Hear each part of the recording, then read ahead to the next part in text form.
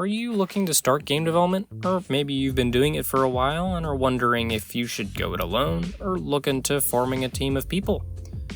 There are a lot of factors to consider that I'll discuss in this video today, so stay tuned for that.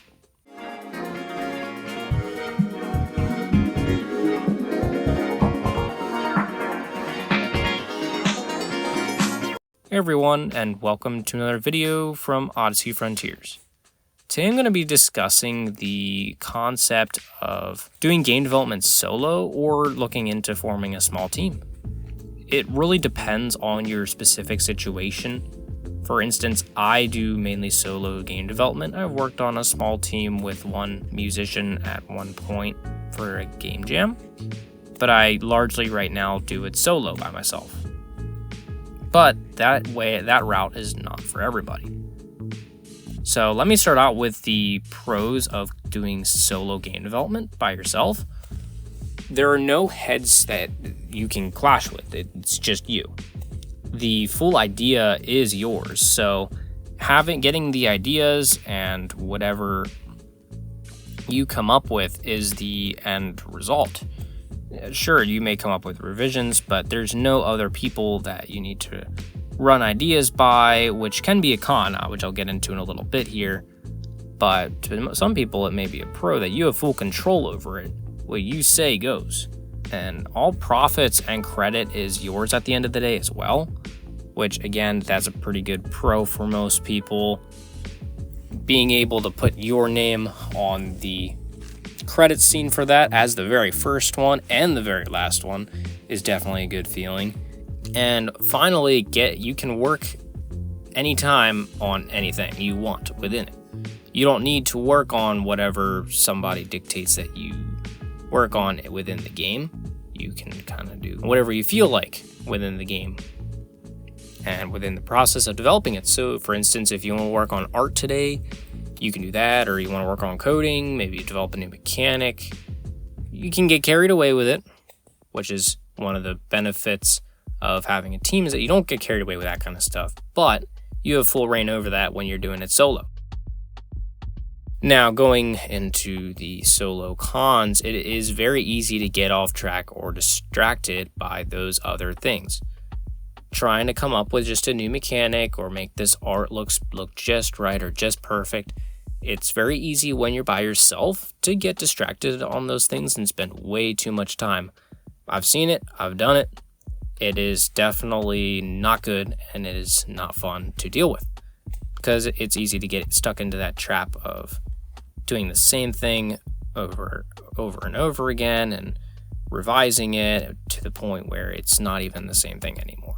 Another thing with that is that you get very little external input when you don't have a team that you're working with. When you're by yourself, you're the one person, you're the one voice that you're listening to and responding to, and that can be a bad thing sometimes. Because when you're working on that, you're working in a bubble. You can either work on something too much or too little, and it's really easy to do that, which again causes that getting distracted, causes stuff to maybe not be as good. You may overlook a really big glaring flaw for a long time because you might not even realize it, even though it's right under your nose, because you're working on it and you're seeing it all the time. And one of the big issues with working on something too much or too little is that you could possibly never finish the game. And that's one thing that unfortunately happens to a lot of different developers, which is really important to look out for, make sure you don't neglect the game and just give up. Make sure you finish a game. It will help you a ton in the long run and just build up your self-esteem and show you that you can do it if you work at it for long enough. It doesn't even need to be very long.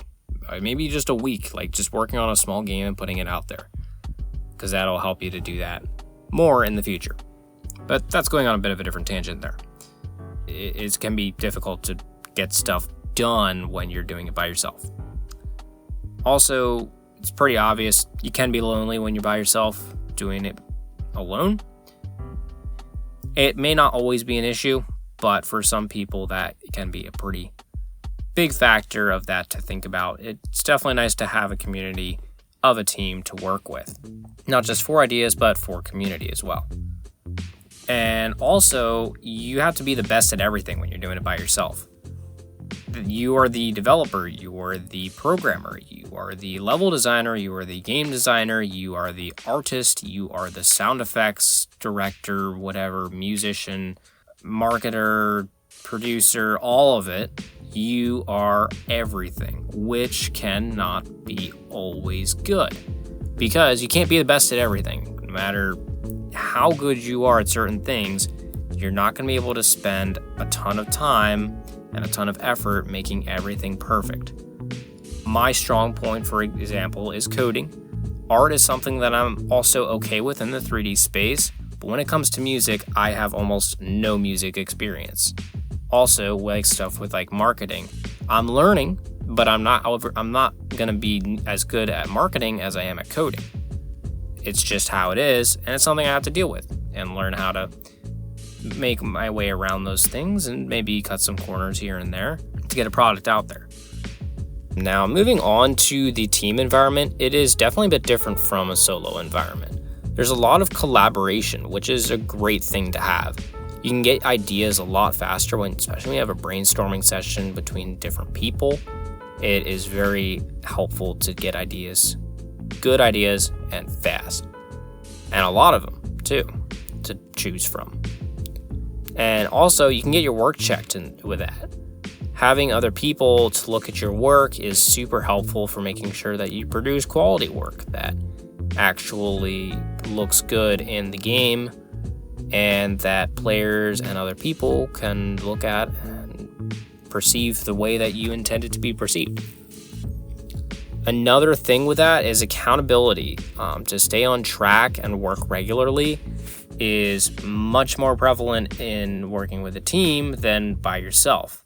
When you're working on a team, you each hold each other accountable to what needs to get done, and we'll check in and say, hey, where's this? When's this going to be done? What are you doing right now? What are you working on today, tomorrow, that kind of stuff. When you're by yourself, you don't have any of that. It's just, well, today I feel like working on fill in the blank. I feel like working on art. I feel like working on coding. And that's great if that's how you want to do it. But working on a team, having that accountability is very helpful to get stuff done on time and properly. And also, another thing with that is having others to keep you company. Having a team is nice to have community on a team-wide relationship, to have other people to collaborate with and learn from and grow a community with. And finally, the last thing with that is that everybody can be the best in what they're good at. You don't need to be the best at everything in that case. You just need to be the best at your job and whatever your specific role is on the team. And that may be multiple roles, especially with smaller teams. It's common to have multiple roles. But it's much easier to be good at art, sound effects, and music than everything related to the game. Now, on the downside of working on a team, there is the obvious con of differing ideas. Different people will always butt heads because that's just how we work. Everybody thinks differently and has different ideas, and that's great. That's part of the collaboration process and how brainstorming works so well. But on the flip side of that, your ideas may not get used. It may be hard to throw them away once you come up with this idea you really love, but maybe other people don't want it in the game and don't think it would actually work as well as something else. And that can be hard to get by sometimes, but it's important. It's an important part of that process. And it can also be hard to come to decisions. To get multiple people to agree on something is definitely difficult in that team environment. But that comes in time with practice. And another thing, which may not be a big deal for most people, but you need to split credit and profits between team members. Now, you can make the argument that you'll probably get better profit because of a better result with team members, with having multiple team members, but you still need to split at the end of the day. And putting everybody's name is actually pretty cool to have a whole team on the credits page for that. But it may not be your name as the first name on there when you're working on a team. But again, that's not a huge issue for most people. And one last thing is, depending on the work that you have to do, you may need to work on something directly with the other people in real time, which can be an issue with different time zones and maybe restrict the times that you can work, because maybe the time you can work on it, other people can if y'all need to work on it at the same time. Overall, solo game development has more pros in my book, but its cons may be deal breakers for some. For example, not having accountability to make sure stuff gets done the right way, and also not having extra input on ideas and what is good or bad ideas and what is good or bad about them. I personally do solo game development mostly, except for one time with a game jam where I worked with a music designer. I would love to work on a small team someday because I really like that environment of working with others in the community that brings. There are a lot of ideas that can happen with that, and stuff gets done a lot faster, I've seen, and a lot better too. And I also like having others to keep track of my work and to run ideas by, which I feel is super important. But that's in the future. Starting out solo is sometimes easier than with a team, especially when you don't have much experience, you're just learning.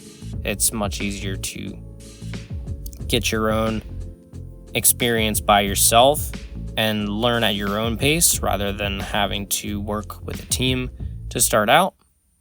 But it's entirely possible either way, and if you're experienced and you want to work by yourself, that's totally fine. And maybe if you're on a small team and you're just starting out, that's fine too.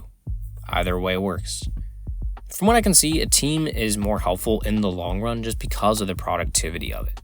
Having other people to run ideas by, get better ideas, and have that accountability will definitely help in the long run. So in conclusion, it's up to you and your resources. If you have friends who you want to make a game with, perfect, go for it. You get the pros of that team environment with having that accountability and all those ideas. And if that's what you have and you have friends who are into that, that is great. I would definitely recommend going through with that. Yeah, if you don't have anyone in mind for teaming up with to make games, don't really worry about it that much. It's not as big a deal. What is a big deal is just getting started and actually getting into that game development space if that's something you want to do. And if that is something you're interested in, I do have another video here for 4 different steps that you can take to get started from nothing in game development. It's super helpful to actually get those different steps in motion to start making games. So yeah, it's definitely very possible and it's sometimes easier to do it solo. Just make sure that you have friends and family check on your game different times to stay on track and make sure you are actually making good products. That's all for today. If you didn't know already, my studio is making a 3D parkour platformer game called Neon Revolution, where you transform a world without color and lights into a disco celebration. If you want to learn more info about this, the link is in the description below to the itch.io page for that. And I have my latest devlog for the game, where I added new art into the game and updated the different levels on that front, and how I go about doing that. Other than that, that's all for today. If you have any questions or ideas or comments, especially video ideas, I love video ideas, please leave them in the comments below. I'll make sure to take a look at them and respond to you as well.